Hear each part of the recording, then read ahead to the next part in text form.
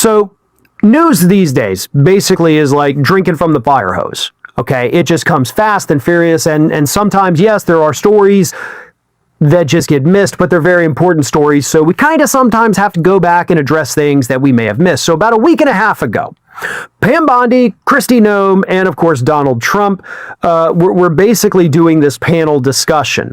And during this panel discussion, Pam Bondi, Attorney General of the United States, was asked a question about Adam Schiff and her ongoing investigation into him. I mean, after all, the DOJ is going after James Comey, Letitia James, now Adam Schiff, going down that list of people Trump told him to get.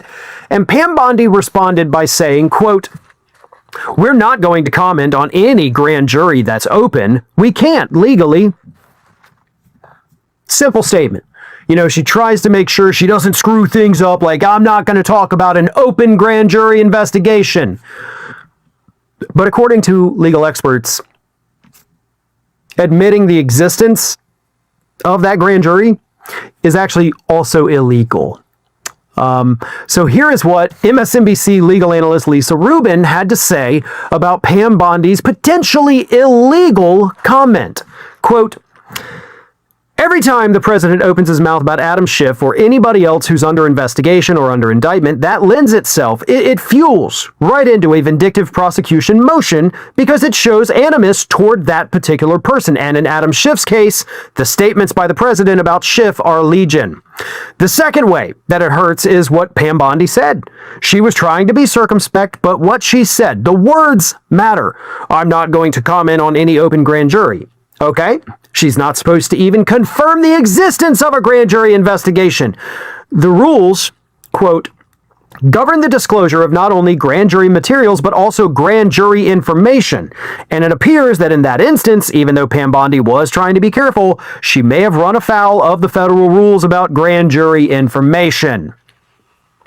Now, that, of course, is according to legal expert Lisa Rubin. Lisa Rubin knows a hell of a lot more about the law and grand juries and all of that than I do. But I do raise a bit of an issue here because obviously we have seen federal grand juries be impaneled in the past, and we have known about them. We have known these grand juries exist. So why is this one different? Like, why is what Pam Bondi said illegal, but in the past, when it's like, yeah, there's a grand jury looking into this, everybody's like, oh, okay, yeah, that's fine. Like that, I wish she would have gone more into detail, and perhaps she did maybe somewhere else in writing. I haven't seen it.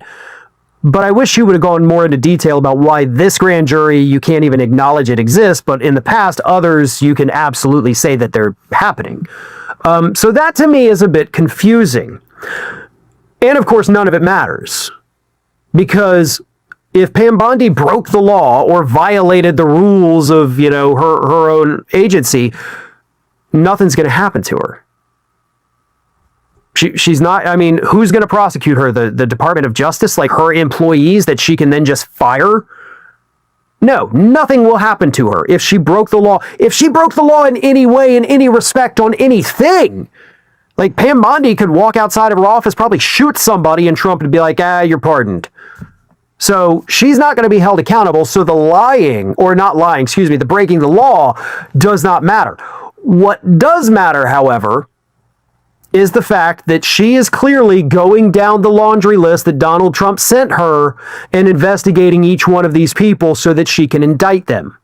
Not because she thinks they broke the law, but because Trump wants them indicted. And as Rubin also did point out, obviously, any statement Trump makes about these people, any statement Bondi makes about them, any statement from anyone in the administration is going to be used in these motions to get the cases dismissed on the grounds of it being a political persecution. None of these cases are going to result in convictions against any of these people. The strongest one, honestly, is James Comey, but even that is ticky-tack. Letitia James did not break the law. Adam Schiff obviously did not break the law, but Trump wanted them prosecuted. Pam Bondi did it, and it's not going to end the way that they think it will, because these truly are the most incompetent human beings on the face of the earth.